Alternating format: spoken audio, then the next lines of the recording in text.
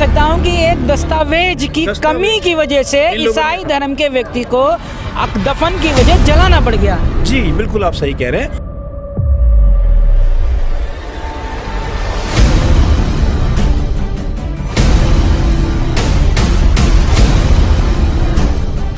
नमस्कार दोस्तों, आप देख रहे हैं हेडलाइंस इंडिया टुडे। मैं इस वक्त दिल्ली के बुराड़ी बाईपास पर स्थित एक कब्रिस्तान है, इंडियन क्रिश्चियन सेमेट्री, ईसाई कब्रिस्तान पे मैं मौजूद हूँ।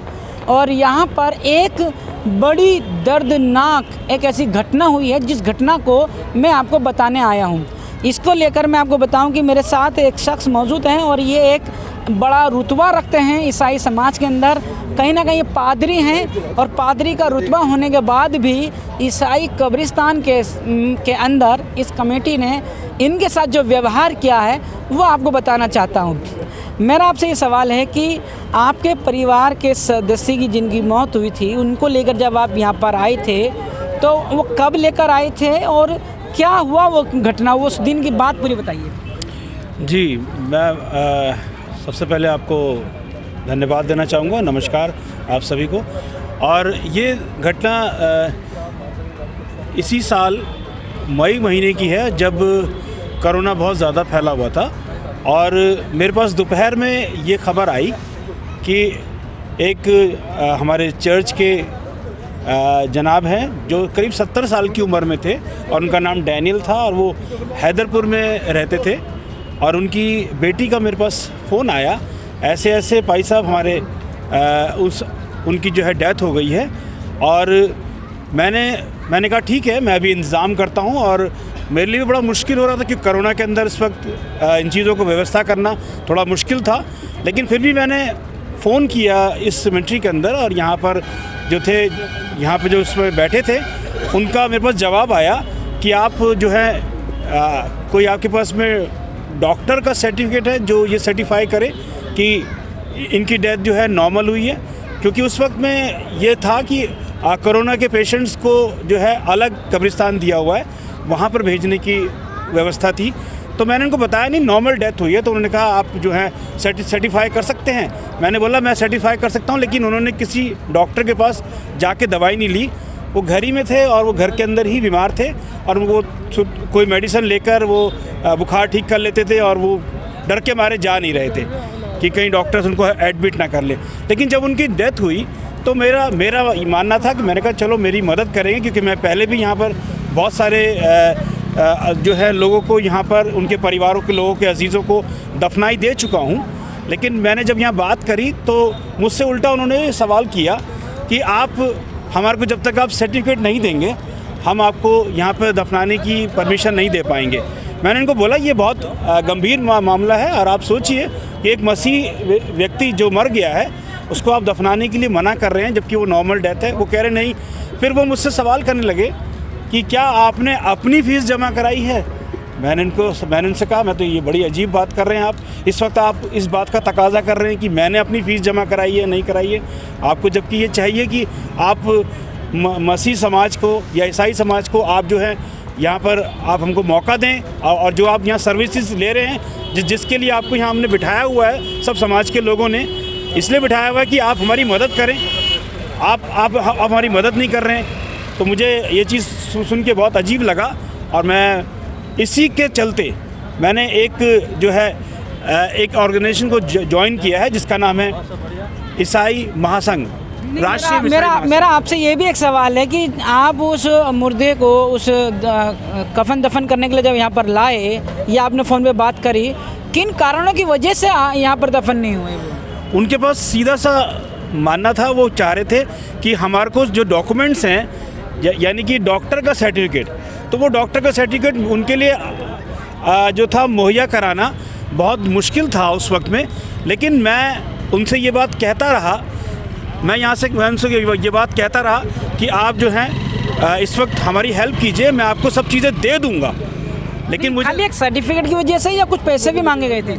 मुझसे जो पैसे मांगे गए थे वो इसलिए मांगे गए थे कि मैंने अपना, शायद उनको लगता था कि मैंने फ़ीस नहीं दी है अपनी। जो किस बात की फ़ीस?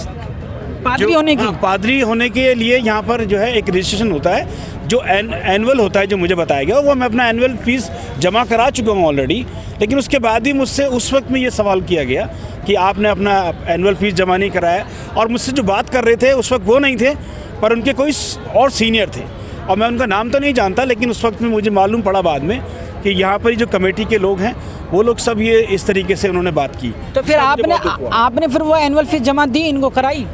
जी नहीं, मैंने जमा नहीं कराई, क्योंकि उसके बाद जो घटना हुई वो मेरे लिए बहुत दुखद थी और उस परिवार के लिए बहुत दुखद थी, क्योंकि जो जनाब थे जो करीब 70 साल की उम्र में थे, उनका नाम डैनियल था, और जब हम यहाँ पे नहीं करा पाए तो मुझे खबर मिली शाम के 7 बजे कि उन लोगों ने उसको शमशान में जाके जला दिया है, और ये बात मेरे लिए बहुत दुखद थी।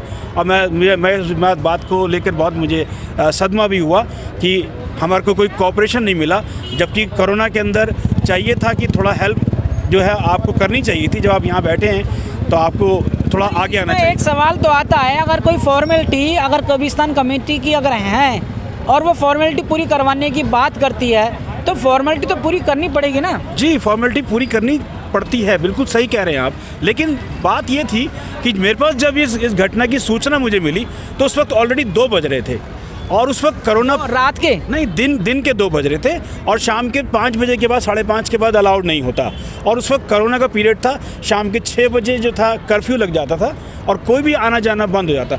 मैं चाह रहा था कि उन्हीं 2-3 घंटे के अंदर हम लोग बॉडी को लेकर यहाँ पर आ जाएं, और मैंने उनसे वायदा किया था कि मैं आपको सारे सर्टिफिकेट दे दूंगा। मैं यहाँ आज से नहीं, मैं कई सालों से यहाँ पर दफनाई कर रहा हूँ। यानी कि मैं ये कह सकता हूँ कि एक दस्तावेज की कमी की वजह से ईसाई धर्म के व्यक्ति को दफन की वजह जलाना पड़ गया। जी बिल्कुल, आप सही कह रहे हैं, और ये बात मुझे बहुत दुखद लगी कि मैंने अभी भी बहुत उसके बाद ही बहुत दफनाई की है, लेकिन मैं इस बात को मानता हूँ कि उस वक्त जो था गवर्नमेंट के भी ऑर्डर्स थे और सब कुछ था, लेकिन ये अगर चाहते उस बात को, और एक 70 साल की उम्र के व्यक्ति को जब हम कह रहे हैं आपसे कि उनकी एक नॉर्मल मौत हुई है, तो उस बात को लेके ये बहुत इन्होंने। पैसे का भी कुछ मामला रहा था क्या? पैसे का मामला ये था कि वो मुझसे एक्सपेक्ट कर रहे थे कि मैं उनको फीस भी जमा कराऊं, और उन्होंने फीस डिमांड भी करी, 3000 रुपये करीब मांग रहे थे। जी, जैसे जब मुर्दा कोई आता है तो उसको भी कुछ पैसा देना पड़ता है ना? जी, मुर्दों को तो देना ही पड़ता है, उनके रिलेटिव्स को जो है ये लोग जो पैसा लेते हैं उसका, उनकी जो फीस है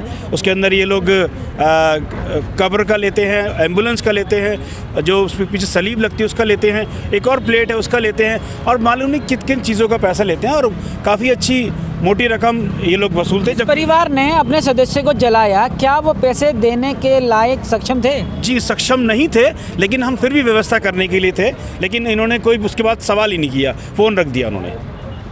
मैं अपने दर्शकों को बताना चाहता हूं कि जिस तरह से भी आपने सुना, ये जो बता रहे थे ये ईसाई समाज में पादरी हैं और एक बहुत बड़ा रुतबा रखते हैं अपना।